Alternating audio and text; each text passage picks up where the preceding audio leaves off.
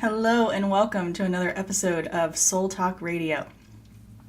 So, during this morning's episode, I wanted to talk about something that I've gone through in the recent years, which is healing and forgiving myself for past mistakes, and how healing is forgiving yourself is an essential part of the healing journey. So, I want to talk a little bit more about that today. So, also beginning to love yourself is part of the healing journey. And that process doesn't happen overnight. Forgiving ourselves, beginning the self-love journey, it's not a light switch. It's more of a dance. There's highs and there's lows. It's very cyclical too. You're kind of experience some of the same things that you used to experience, and then you'll recognize it, and then you'll come back around and there'll be more healing. I just got full body goosebumps when I said that. It's not going to happen overnight, and I also never like using the word healed. Like, I always feel like we're just on a healing journey. We're always going to have those old, programmed mechanisms inside of us, but when we start to recognize and create new neural networks and new programs within us, I absolutely believe that that's part of the healing journey, that's part of the healing process, but I don't know if we're ever truly healed. We're just on a healing journey, which is still beautiful in and of itself. So if you're seeking healing, if you're on that journey, obviously one of the steps in that journey is forgiving yourself, forgiving your past self for mistakes. We've all done things that we wish we could change. We've all regretted how we spoke to somebody that we loved. We all, have made decisions in the past that we regret. We can sometimes even just regret the person that we were in the past version of ourselves, and how we presented ourselves to the world. I know I've told people this before, and I maybe have even spoken about it on this podcast, but before my dad passed away, which has been 16 years now, I was 21, giving away my age. Before he passed, I was a completely different a completely different person than I am now. And I think that I was a little bit selfish back then, maybe even a little bit materialistic when I was young. And looking back, I don't dislike that person or that version of me. She was just very young and very naive, and hadn't experienced the world yet, So the way she presented herself to the world was different and not ideal. But it doesn't make that past version of me wrong. I'm glad that past version of me existed, and I'm glad that the current version of me also exists. But we can often look back at past versions of ourselves with regret, and decisions that we've made with regret. But it's constantly looking at those parts of ourselves in those moments where we're possibly feeling regret, or even like cringe over a past mistake, a past version of ourselves. Every time that we have that happen, we have to, in the moment, forgive ourselves over and over and over again. A mantra that I've almost come up with when I'm experiencing a moment like that is, I love you, I forgive you, it's okay. I love you, I forgive you, it's okay. And you have to repeatedly do that every single time that memory comes up of, something you regret from your past. And it's not just forgiving yourself from 20, 30, 40 years ago. It's forgiving yourself from yesterday when you made a mistake. Because we're human, we're flawed, we're going to continue making mistakes throughout our lives. I made a small mistake yesterday, and I found myself this morning thinking about that, and I had to look myself in the mirror and say, it's okay, I love you. You were frustrated in the moment, but I love you. I'll tell you guys what happened. It may seem so silly to people, but so I went to Animal Kingdom yesterday. Spent the whole day there. I was exhausted. I'm walking, leaving the park, and a whole crowd of people is leaving the park. And there's these two kids who are being pretty rambunctious and running around and like hitting people with these like bubble wands. and people were getting quite frustrated, and I'm just watching them. And then at one point, I kind of wasn't paying attention, and I was walking and they ran right in front of me, and I kind of tripped and I went, dude, like out loud to the kid. He's probably like between 7 and 10 years old. I can't quite tell. And the moment I said it out loud, I thought, you didn't need to say that. Like, you didn't need to.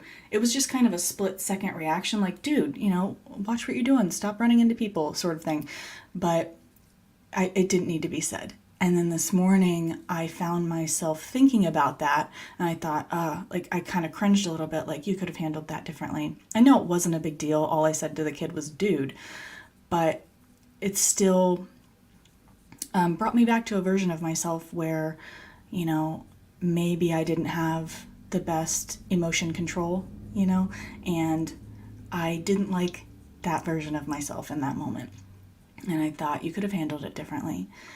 But it's so small, yet I still took a moment to look myself in the mirror and say, it's okay, I love you, and I forgive you. If it had been, for example, a friend's child, I might even approach the friend and be like, I'm so sorry for saying that. It might not have even been something that they were aware of or that even bothered them. But at this point in my life, I find myself, when I feel like I've wronged somebody in any way, I'll apologize. And I've apologized for past mistakes. And I will continue to do so moving forward. If somebody tells me that, I hurt them in some way in the past, I will absolutely apologize, because I don't want anybody to ever feel like that, right? So it's always our responsibility to forgive ourselves, right? And when we forgive ourselves, excuse me, when we forgive ourselves, it also becomes easier to forgive others and accept forgiveness in return, right? And also it's helpful to remember that that unhealed version of yourself from the past who made a mistake, who, acted rashly, whatever it is, it was simply normally seeking out for a basic need to be met, right? When you made that mistake, you were seeking out love or acceptance or connection, and perhaps you weren't getting that, so you lashed out in unloving ways. I heard a quote the other day that I wrote down. I wanted to share with you guys. It said something along the lines of, the people who express their love in the most unloving ways are screaming for love the loudest.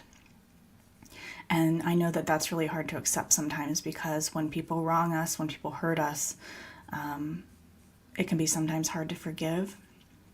But that is something important to remember when we see somebody lashing out in unloving ways. Most likely they are screaming for an unmet need to be met.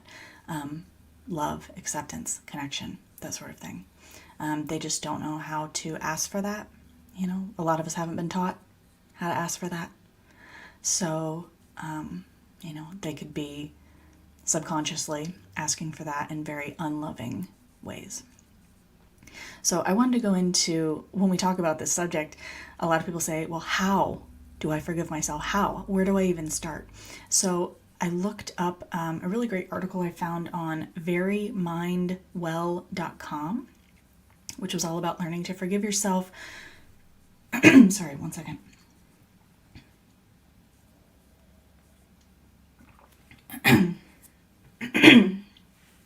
Sorry about that. So it was all about learning to forgive yourself, and it had some steps that you could go through as you begin your self-forgiveness, self-healing journey. So number one, it's beginning to understand your emotions, asking a lot of why and what questions, such as, why am I feeling this way? What is it teaching me? What do I need to learn from this? And what is it that I'm possibly seeking, such as a core need that isn't being met? Number two, accepting responsibility for what happened and possibly even apologizing. The next step, treating yourself with kindness and compassion. So like I said earlier on, I've created almost a mantra around this when I have those moments where I recognize something from my past or from a day ago that I want to forgive myself for, and saying, I'm sorry, it's okay, I forgive you, I love you. And expressing remorse for your mistakes. And again, like I said, if needed, making amends and apologizing, including apologizing to yourself, right? Placing your hand on your heart. I'm so sorry. I love you. I forgive you. Apologizing to yourself. So important. And looking for ways to learn from that experience.